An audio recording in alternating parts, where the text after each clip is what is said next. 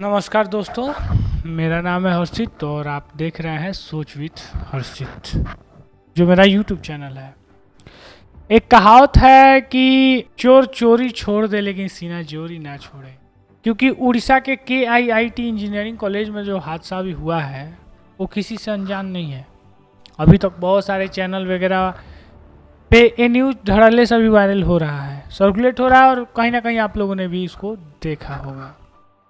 तो दोस्तों, आप ऐसे सोचो कि मान लो हमारे देश के बच्चे हैं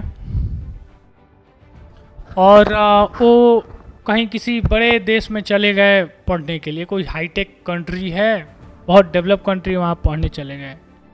अचानक उसमें कोई एक बच्चा सुसाइड कर लेता है, सुसाइड अटैम्प्ट कर लेता है, वो मर जाता है। उसके बाद में क्या, वो जल्दी से वो उस देश का जो कॉलेज में यहाँ के बच्चे गए होंगे वो उस केस को दबाने के लिए वहाँ के बच्चों को अब भगाना शुरू कर दे। जितने लोग प्रोटेस्ट पे हैं उनको मारना शुरू कर दे, प्रताड़ित करना शुरू कर दे, मतलब गिहा गीजन सॉप कर दे। हमारे यहाँ देहात में वही बोला जाता है। तो आपको कैसा लगेगा? वहाँ के बच्चों को बेघर कर दिया जाए, वहाँ के जिस हॉस्टल में वो लोग रह रहे हैं वहाँ पे खाना नहीं दिया, सिक्योरिटी गार्ड उन्हें गाली देकर धक्के मार के निकाले। सबसे पहले आप ये वीडियो देखिए। Wherever you are safe, you go.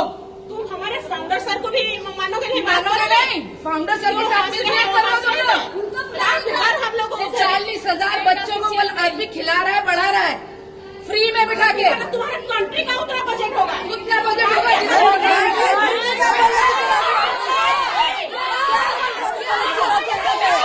और ये जो दोनों अभी बकबका रही हैं, ये प्रोफेसर हैं। मन में बहुत गुस्सा है, आज तबीयत भी मेरा ख़राब है, लेकिन फिर भी मैं वीडियो बना रहा हूँ। अभी रात के 12 बजने जा रहे हैं, लेकिन मैं वीडियो बना रहा हूँ क्योंकि बनाना ज़रूरी था ना, आवाज़ उठाना बहुत ज़रूरी था। क्योंकि हमारे देश की आन बान शान और प्रतिष्ठा की बात हो गई है कुछ बेहूदे मन चले लोगों की वजह से। आप ऐसे सोचिए कि एक चोरी ऊपर से सीना चोरी, इन्हीं के कॉलेज का बच्चा था, लड़की भी इन्हीं के कॉलेज की थी, और उस बच्चा लखनऊ से बिलोंग करता है। नाम नहीं लूंगा, अपना जुबान में गंदा नहीं करूंगा हमारे लड़कों के वजह से। वो लड़का इस लड़की को बहुत परेशान किया। इसका एक कॉल रिकॉर्डिंग भी वायरल हो रहा है जिसमें लड़की माफ़ी तक मांग रही है, लेकिन लड़का धड़ल्ले से अभद्र गालियाँ देते हुए नजर आ रहा है। यह कहाँ तक सही है? यार वो हमारे यहाँ मेहमान ना आए हैं, पढ़ने के लिए आए हैं। पहले से ही अपने देश का शिक्षा का जो स्तर है वो एकदम नीचे से भी निचले स्तर तक गिरा हुआ है। उसके बावजूद भी अगर बाहर से कोई बच्चा पढ़ने आ रहा है तो हम लोग क्या कर रहे हैं, अपना औकात दिखा दे रहे हैं। सोचिए कि किस लेवल तक उसको प्रताड़ित किया गया होगा कि वो सुसाइड कर ली।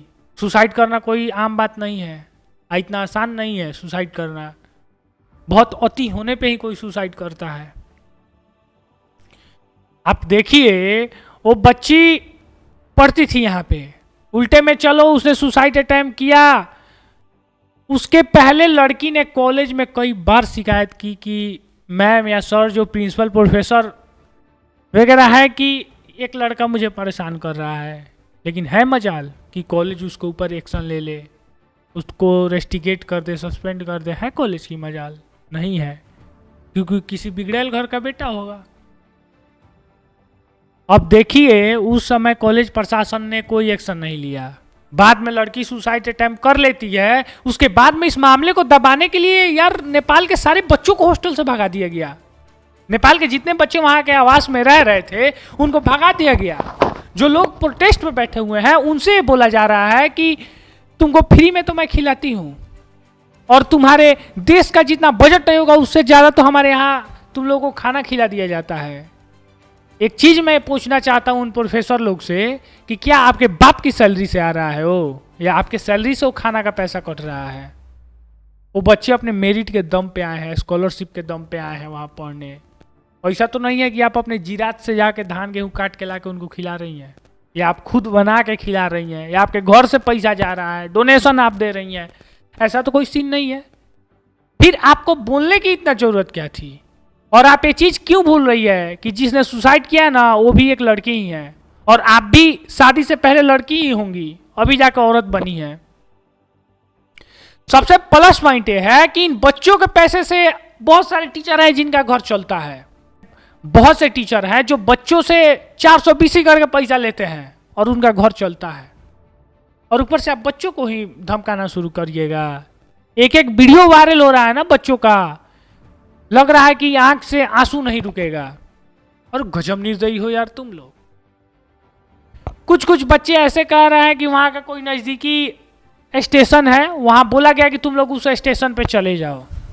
ठीक है, अच्छी बात है, बच्चों को आपने भगा दिया, आपने तो अपनी सभ्यता का परिचय वहां पे दे दिया। उसमें क्या हुआ, किसी बच्चे को इमीडिएटली जब घर खाली करने के लिए बोला जाएगा, हॉस्टल खाली करने के लिए बोला जाए, तो ऐसा थोड़ी वो पहले से पैकिंग करके बैठा हुआ है, ऐसा नहीं होता है।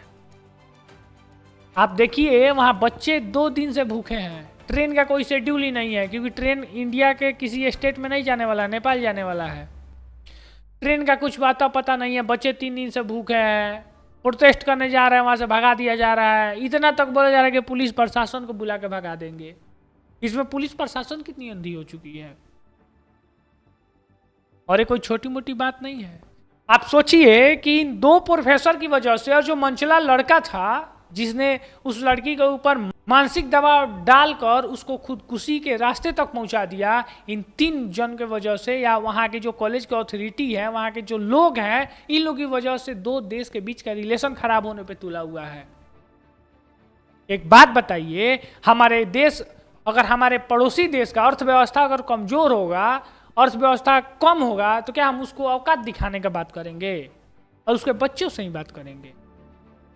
भैया आपको इतना तो मैनर होना चाहिए, इतना कॉमन सेंस आपके पास होनी चाहिए कि घर की बात घर के मालिक से किया जाता है, घर के बच्चों से नहीं। आपके अंदर उतनी हिम्मत थी तो क्यों नहीं नेपाल के प्रधानमंत्री से जाकर आपने बात किया? केवल कॉलेज में के दादा हैं आप लोग, और बाहरवा के क्या है? जो भी हुआ वो बहुत गलत है, ऐसा नहीं होना चाहिए। और इस पे हमारी प्रशासन को, हमारी सरकार को कड़ी से कड़ी कार्रवाई करनी चाहिए। सबसे पहले तो ये दोनों जो प्रोफेसर है ना, इसको भगाओ साला, सस्पेंड करो।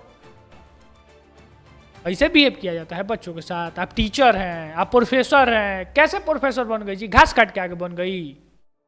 अगर आपको ये नहीं सिखाया गया था, आप जब पढ़ रही थी, जिस कॉलेज में पढ़ रही थी, उसमें ये नहीं सिखाया गया था कि बच्चों से कैसे ट्रीट किया जाता है? या आपके पेरेंट्स आपको सिखा के नहीं शादी ब्याह किए? कसम ससुराल में तो सीख लेती। एक चीज सबसे बड़ी बात यह है कि तुम सोचो कि अगर वहां तुम्हारा बच्चा होता, किसी दूसरे देश में जाके फंसा रहता, तब तुम लोग क्या करते? तब तो नानी मोरे लगती। ऐसा नहीं होना चाहिए, बहुत निंदनीय कार्य हुआ है। बाकी मैं पुलिस प्रशासन से निवेदन करूंगा, सरकार से निवेदन करूंगा कि इस मुद्दे की गहन जांच की जाए, और जितने भी आरोपी हैं, सुई से लेकर तलवार तक, सबको सजा दी जाए, सख्त से सख्त सजा दी जाए, क्योंकि इन लोगों की वजह से एक मासूम बच्ची की जिंदगी तबाह हो गई है। बाकी आप लोग इस वीडियो के बारे में क्या सोचते हैं, हमें कमेंट सेक्शन में जरूर बताइएगा।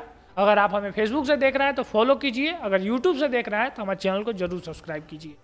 मिलता हूँ फिर एक नए वीडियो के साथ, तब तक के लिए जय हिंद, जय श्री राम।